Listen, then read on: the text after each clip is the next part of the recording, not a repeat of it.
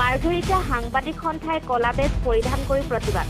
মাৰ্ঘেৰিটা সাংবাদিক সন্থাই আজি এপেক্স বেংকৰ দুৰ্নীতিৰ বাতৰি সংগ্ৰহ কৰিবলৈ যোৱা সাংবাদিক দিলৱাৰ হুছেইন মজুমদাৰক আৰক্ষীয়ে গ্ৰেপ্তাৰ কৰা কাৰ্যৰ আমি তীব্ৰ বিৰোধিতা কৰিছো।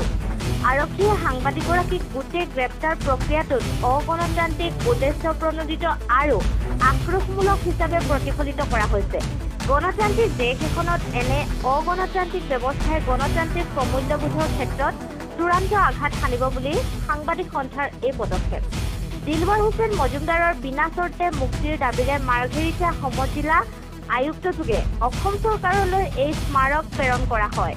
কলা বেজ পৰিধান কৰি এই পদক্ষেপ লোৱা হৈছে।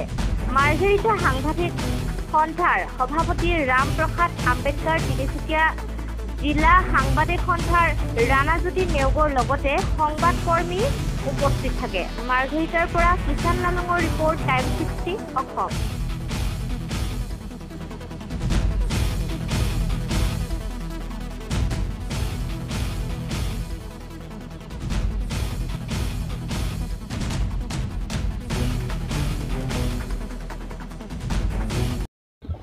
সাংবাদিক দিলৱাৰ হুছেইন মজুমদাৰৰ গ্ৰেপ্তাৰক আমি একমুখে গৰিহণা দিছোঁ।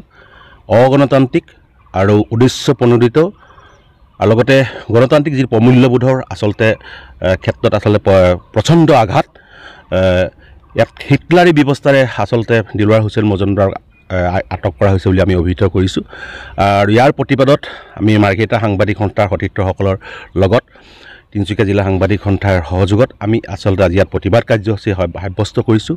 আমি অসমৰ মুখ্যমন্ত্ৰী ডক্টৰ হিমন্ত বিশ্ব শৰ্মা ডাঙৰীয়ালৈ মাৰ্ঘেৰিটা সমজিলা যি আয়ুক্তৰ কাৰ্যালয়ৰ জৰিয়তে আমি এখন স্মাৰক পত্ৰ প্ৰেৰণ কৰিছোঁ। আৰু স্মাৰক পত্ৰৰ জৰিয়তে আমি এটা স্পষ্ট কৰি দিব বিচাৰিছোঁ, বিনা স্বত্তে দিলৱাৰ হুছেইনক মুকলি কৰি দিব লাগে।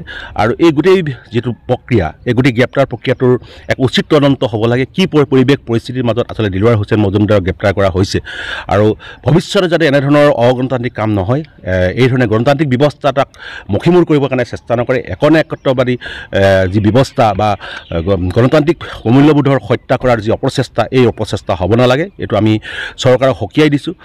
যদিহে এই ধৰণে গণতান্ত্ৰিক ব্যৱস্থা তাৰ অন্যতম এটা শক্তিশালী অংগ, গণতন্ত্ৰৰ চতুৰ্থ স্তম্ভ বুলি যাক অভিহিত কৰা হয়, সংবাদ মাধ্যমৰ ওপৰত যদি এনেধৰণৰ আক্ৰমণ চলে তেতিয়াহ'লে সংবাদ মাধ্যমৰ আচলতে গোটেই গণতান্ত্ৰিক ব্যৱস্থাটোৱে আচলতে ধ্বংস হৈ যাব। গতিকে এখন চৰকাৰ যিধৰণে অন্যতম এটা চালিকা শক্তি এখন দেশৰ, ঠিক সেইদৰে সংবাদ মাধ্যমো অন্যতম তাৰ এটা অংগ। গতিকে সংবাদ মাধ্যমৰ ওপৰত এই আক্ৰমণ আমি একমুখে গৰিহণা দিছোঁ। আৰু পুনৰ কৈছোঁ যে এই যদিহে দিলৱাৰ হুছেইন মজুমদাৰক অতি শীঘ্ৰে মুকলি কৰি নিদিয়ে তেতিয়াহ'লে এই প্ৰতিবাদ কাৰ্যসূচী আৰু অধিক জংগী হৈ উঠিব, অধিক তীব্ৰতৰ হৈ উঠিব। আমি জাতীয় জনগোষ্ঠী দল সংগঠন সকলোৰে সহযোগত আমি অধিক প্ৰতিবাদী কাৰ্যসূচী সাব্যস্ত কৰিম।